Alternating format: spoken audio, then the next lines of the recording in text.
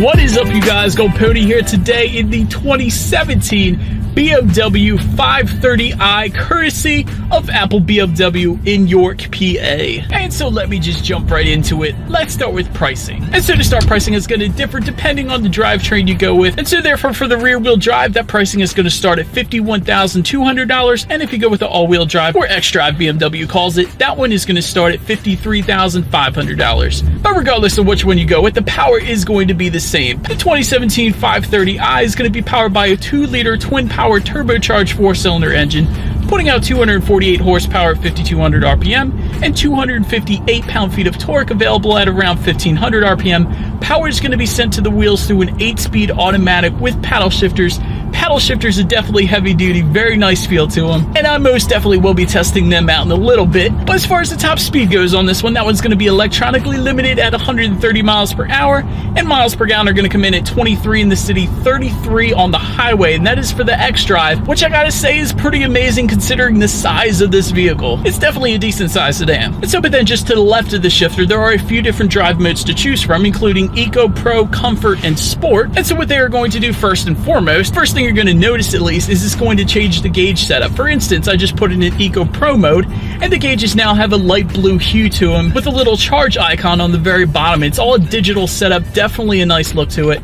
Then if you put it into comfort mode, that's going to give you back your regular gauge setup. And since it's digital, BMW had a little fun with it. And so therefore in sport mode, it's going to be an orangish red hue, along with the M logo front and center. Definitely a pretty sweet setup there. But anyways, it does more than just adjust the gauges, believe it or not. Those driving modes are also going to adjust steering sensitivity, throttle response, and the shift points. And I gotta say, when I just put it in sport mode, it definitely does adjust the steering sensitivity. I have a much heavier steering feel now, which I am liking. And when you couple that with the fact that the bolsters on this steering wheel are quite thick, it definitely gives you the feeling, at least, of very good handling. And so yeah, overall, I'm a huge fan of the steering feel in the 530 here. The next thing I wanted to mention, just putting it back in comfort mode, I'm about to hit a couple bumps here.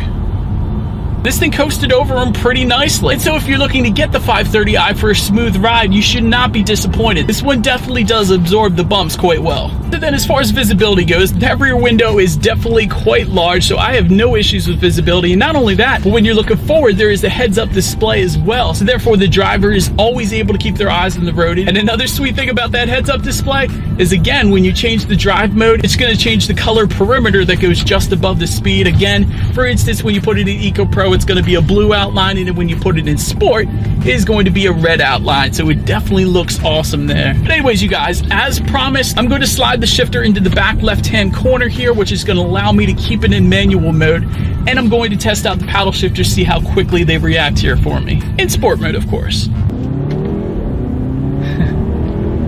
Let me tell you what, BMW is on their game when it comes to paddle shifters. They were instant reaction times, definitely a blast to drive and a blast to use in the 530. As far as acceleration goes, definitely not going to have any issues merging onto the highway. Although it is a 4-cylinder, it is a turbocharged 4-cylinder, so it's definitely got good pickup. It, of course, is not going to be quite as quick as the M-Line, but still definitely fun to drive. So, but anyways, enough with the driving dynamics. Let's check out the exterior. And so up front, there are air curtains integrated into that front bumper, and just above, adaptive LED headlights with LED daytime running lights and LED fog lights. And then front and center, there is that active kidney grille that you see on so many BMWs, of course.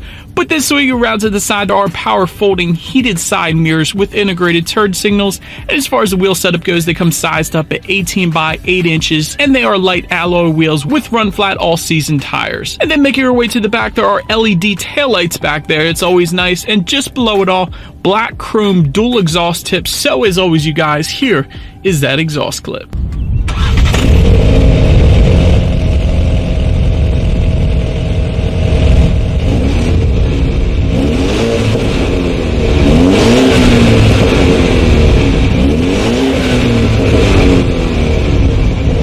Now, since we're around back, let me start by saying there is a power rear liftgate back there. So simply press the key fob or press the button on the rear hatch. It's going to automatically open for you. And when you wanted to close it, again, there is a button on that rear trunk. So simply press that, walk away, and the trunk is going to close itself. But anyways, let's leave the trunk open for now, because as far as cargo capacity goes, it's going to come in at 18.7 cubic feet. Those rear seats do fold down with the 40-20-40 rear split, giving you a ton of extra space in case you needed it. And then making your way towards the front, rear legroom legroom comes in at 36.5 inches. So for reference, I'm an even 6 feet tall. This is how much space I going on back there. But then while I'm back here, there is, for those rear passengers, a rear center armrest with cup holders, and if you look forward, there is rear ventilation there as well. Always nice for those super hot days. And then I always have to mention it, there is front seat back mat pockets as well, so you do have a little extra storage for those rear passengers back there too. But then making our way to the front seats, those front seats do come 16-way power adjustable with 2-way power adjustable side bolsters and 4-way lumbar support. They are of course heated as expected. They do come finished in the Sensitech upholstery. There are memory settings for up to 2 different drivers. But then I will say there is a luxury seating package that adds an additional $1,600 to the price. That package is going to add 20-way power adjustable multi-contoured seats. They are going to come ventilated as well with a massaging function for 3 different levels of intensity. That is definitely nice. Then looking forward at the steering wheel, it is of course leather wrapped. It is a 3-spoke steering wheel and it is tilt and telescoping, so between the seats and the steering wheel, definitely able to find my perfect driving position there. But as far as the startup goes, it is all keyless access, so simply keep the key in your pocket or put it anywhere in the vehicle, put your foot on the brake, press the engine start button, and then upon startup, the gauges are going to be a very clean digital display, which I am a huge fan of. Digital displays are definitely the way of the future and it looks amazing. And like I previously made reference to, the gauges will also differ slightly depending on what driving mode you have the vehicle in. For example, if you put it in the eco mode, you're going to get a bunch of blue different hues. Put it in the regular driving mode, it's going to look pretty standard. And then if you put it in the sport driving mode, you're going to get a bunch of orangish reddish hues. So definitely liking how they change up the gauges depending on that. Anyways, one of the things I noticed on the 5 Series is they give you tons of different options to really personalize the vehicle to make it not like any other 5 Series out there, which is definitely a good thing. So for instance, when it comes to interior trim and color options, there are 13 leather/leatherette color choices. That's a lot of different seating color choices. There's also several different wood trim options, including a walnut wood, a cove wood, poplar wood finishes. So you really can mix and match, really making the vehicle your own. Again, definitely a fan. Continue on, there is a power glass moonroof with sunshade. There's ambient lighting throughout the vehicle that just comes standard for all trim levels. And overall, a finish of high-class material, soft leather throughout the cabin, and a very nice finish. But then moving on to the tech, front and center, there is a 10.2-inch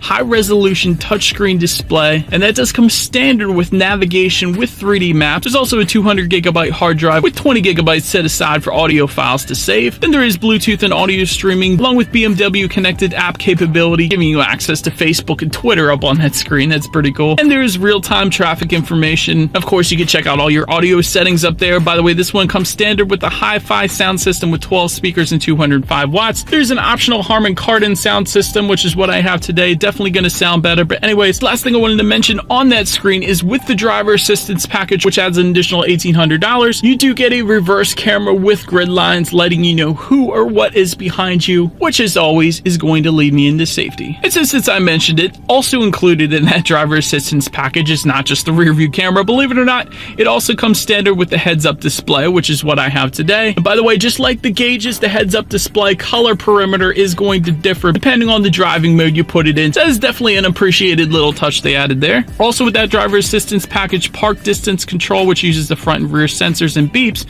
when you get within 12 inches of an object or person. Make sure you don't go running anything over there. And then for an additional $1,400 is something called a driver assistance plus package. That's going to add blind spot detection, daytime pedestrian detection, frontal collision warning, lane departure warning, and rear cross traffic alert. And yet another additional package, adding an additional $1,700 on this one, is called the driver assistance plus 2 package. That's going to add traffic jam assistant, active lane keep assist, side collision avoidance, and active cruise control with stop and go, meaning the 5 Series is going to adjust its speed based on the vehicle in front of you. It's always a good thing. But now to the standard safety features. All 2017 5 Series BMWs are going to get front, side, and side curtain airbags. There's latch, aka lower anchors and tethers for children for the rear car seats. There's a tire pressure monitoring system, an electromechanical parking brake, 4-wheel disc brakes with dynamic brake control, cornering brake control, and brake pad wear indicators.